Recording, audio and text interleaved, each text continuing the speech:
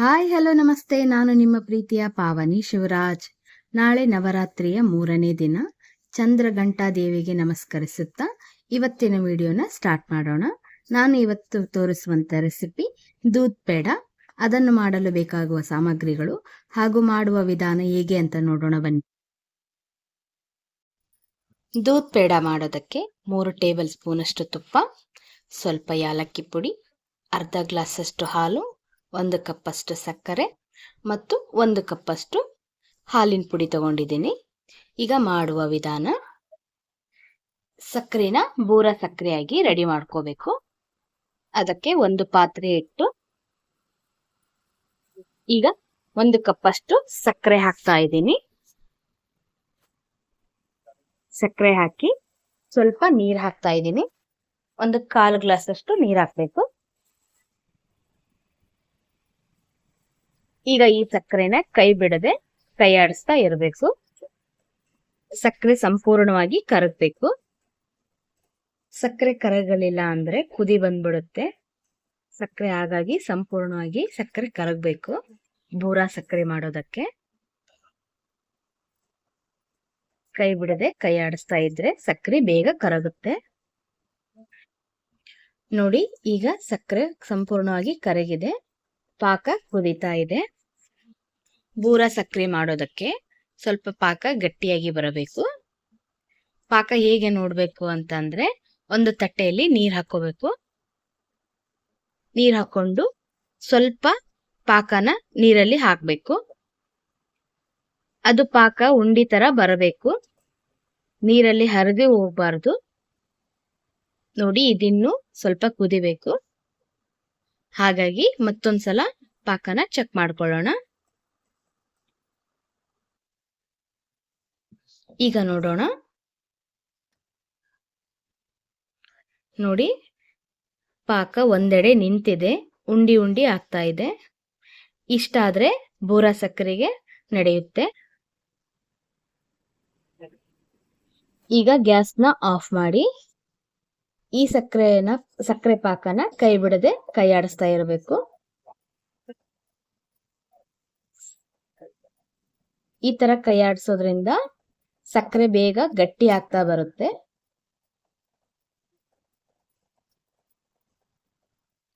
ಈಗ ನೋಡಿ, ಪಾಕ ಗಟ್ಟಿ ಆಗ್ತಾ ಇದೆ.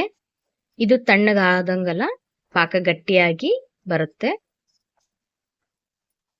ಯಾವುದೇ ಕಾರಣಕ್ಕೂ ಕೈ ಆಡದೆ ಬಿಡೋ ಹಾಗಿರೋದಿಲ್ಲ. ನೋಡಿ, ಪಾಕ ಈ ತರ ಉದುರುದುರಾಗಿ ಗಟ್ಟಿಯಾಗಿ ಬಂದಿದೆ. ಈಗ ಇದನ್ನ ಒಂದು ಬೌಲ್ ಸಹಾಯದಿಂದ ಸ್ಮ್ಯಾಶ್ ಮಾಡೋಣ. ಈ ತರ ಸ್ಮ್ಯಾಶ್ ಮಾಡಬೇಕು.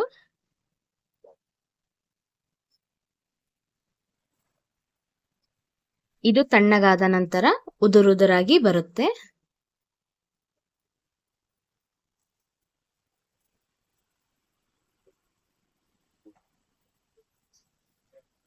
ನೋಡಿ, ಬೂರಾ ಸಕ್ಕರೆ ರೆಡಿಯಾಗಿದೆ. ಈಗ ಇದನ್ನ ಸ್ವಲ್ಪ ಜರಡಿ ಹಿಡ್ಕೊಳ್ಳೋಣ. ಈ ತರ ಒಂದು ಜರಡಿ ತಗೊಂಡು ಸ್ವಲ್ಪ ಸ್ವಲ್ಪನೇ ಹಾಕೊಂಡು ಜರಡಿ ಹಿಡ್ಕೋಬೇಕು.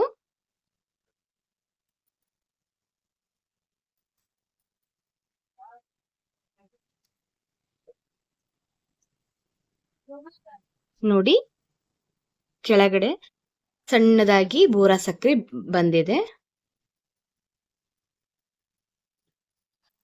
ಇದೇ ತರ ಎಲ್ಲಾ ಸಕ್ಕರೆನು ಜರಡಿ ಹಿಡ್ಕೊಂಡು ರೆಡಿ ಮಾಡ್ಕೊಂತಾ ಇದ್ದೀನಿ.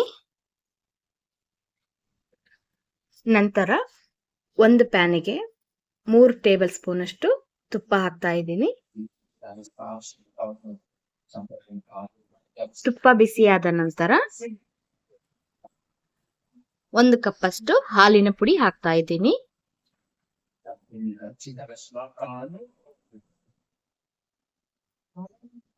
ಹಾಲಿನ ಪುಡಿ ಹಾಕಿ ಗ್ಯಾಸ್ನ ಲೋ ಫ್ಲೇಮ್ ಅಲ್ಲಿ ಇಟ್ಟು ಚೆನ್ನಾಗಿ ಹುರಿಬೇಕು. ಕೈ ಬಿಡದೆ ಕೈ ಆಡಿಸ್ತಾ ಇರಬೇಕು, ಇಲ್ಲ ಅಂದ್ರೆ ತಳ ಹಿಡಿಯುತ್ತೆ. ನಂತರ ಸ್ವಲ್ಪ ಹಾಲು ಹಾಕ್ತಾ ಇದ್ದೀನಿ. ಈ ದೂದ್ ಪೇಡನ ನೀವು ನಿಮ್ಮನೇಲಿ ಟ್ರೈ ಮಾಡಿ ಹೇಗ್ ಬಂತು ಅಂತ ಕಮೆಂಟ್ ಬಾಕ್ಸ್ ಅಲ್ಲಿ ಕಮೆಂಟ್ ಮಾಡಿ. ಈಗ ಚೆನ್ನಾಗಿ ಕೈ ಆಡಿಸ್ಬೇಕು. ಹಾಗೆ ನನ್ನ ಚಾನಲ್ನ ಮೊದಲನೇ ಸಲ ನೋಡ್ತಾ ಇರೋರು ಪ್ಲೀಸ್ ಸಬ್ಸ್ಕ್ರೈಬ್ ಮಾಡ್ಕೊಳ್ಳಿ. ಹಾಗೆ ಪಕ್ಕದಲ್ಲಿರುವ ಬೆಲ್ ಬಟನ್ ಕೂಡ ಕ್ಲಿಕ್ ಮಾಡಿ. ಸ್ವಲ್ಪ ಸ್ವಲ್ಪನೇ ಹಾಲನ್ನು ಹಾಕೊಂತ ಚೆನ್ನಾಗಿ ಕೈ ಆಡಿಸ್ತಾ ಇರಬೇಕು. ನೋಡಿ, ಮಿಶ್ರಣ ಗಟ್ಟಿ ಆಗ್ತಾ ಬಂದಿದೆ. ಈಗ ಇದಕ್ಕೆ ಸಕ್ಕರೆ ಪುಡಿನ ಆಡ್ ಮಾಡೋಣ.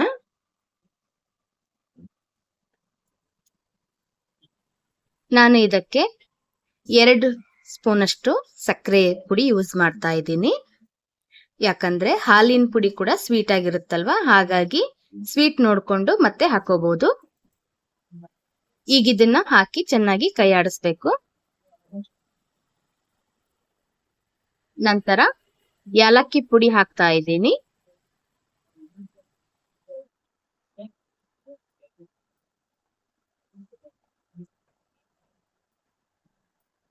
ಈಗ ಚೆನ್ನಾಗಿ ಸಕ್ಕರೆ ಕರಗಿದೆ. ಈ milk powder doodh peda same Dharwad peda ಟೇಸ್ಟೇ ಬರುತ್ತೆ, ಬಟ್ ಅದು ಬ್ರೌನ್ ಕಲರ್ ಇರುತ್ತೆ. ಇದು ಸ್ವಲ್ಪ ವೈಟ್ ಕಲರ್ ಮೇಲೆ ಇರುತ್ತೆ. ಈಗ ಇದು ಉಂಡಿ ಕಟ್ಟುವ ಹದಕ್ಕೆ ಬಂದಿದೆ. ಈಗ ಇದನ್ನ 10 ನಿಮಿಷ ತಣ್ಣಗಾಗೋದಕ್ಕೆ ಬಿಟ್ಟಿದ್ದೀನಿ. ನೋಡಿ, ಈಗ ಮಿಶ್ರಣ ತಣ್ಣಗಾಗಿದೆ. ಉಂಡಿ ಕಟ್ಟುವ ಹದಕ್ಕೂ ಕೂಡ ಪರ್ಫೆಕ್ಟ್ ಆಗಿ ಬಂದಿದೆ. ಈಗ ಚಿಕ್ಕ ಚಿಕ್ಕದಾಗಿ ಉಂಡೆ ಕಟ್ಟಿ ಬೂರ ಸಕ್ಕರೆ ಒಳಗೆ ಹಾಕೋಣ.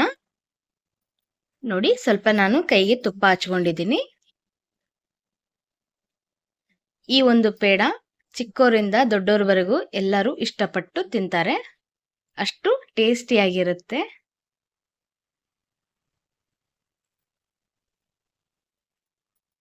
ನೀವು ಯಾವ ಸೈಜಿಗೆ ಬೇಕಾದ್ರೂ ಉಂಡೆ ಕಟ್ಕೋಬಹುದು.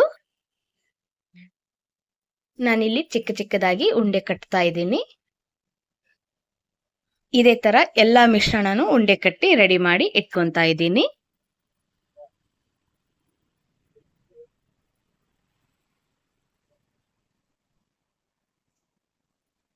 Finally milk powder doodh peda ready ಆಯ್ತು. ನೋಡಿ, ನೋಡೋದಕ್ಕೂ ಚಂದ ಕಾಣ್ತಾ ಇದೆ.